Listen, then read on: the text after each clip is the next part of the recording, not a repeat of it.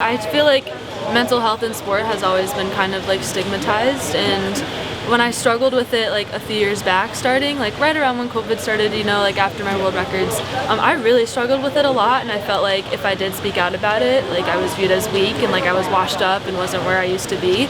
And I'm just glad that like people are more vocal about it nowadays, and it's become a lot more normal.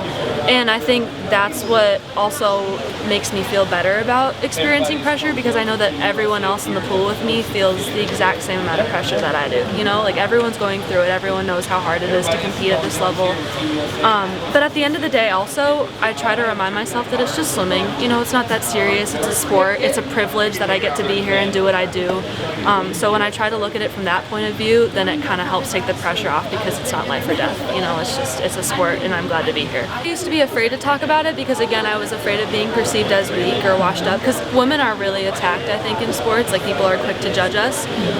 But yeah, the second that you vocalize what you're going through, I think it makes it a lot easier, because again, you realize that you're not alone. You realize that it's so normal to experience these feelings, and then it makes it a lot easier to overcome them, at least in my instance, and I'm really thankful for that.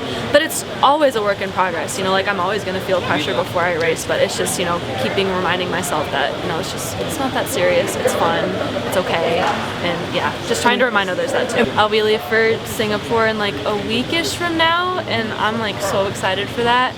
I swim my fastest when I'm having fun, and these trips are a blast for me, so it's going to be training and socializing and just enjoying myself. So I think that's like the perfect combination to have a great meet for me. My first few trips when I was like 15, 16, 17, I was the youngest by a considerable amount, and so it was a lot of fun, but it was a lot different because I feel like I didn't really have friends. It was more like mentors.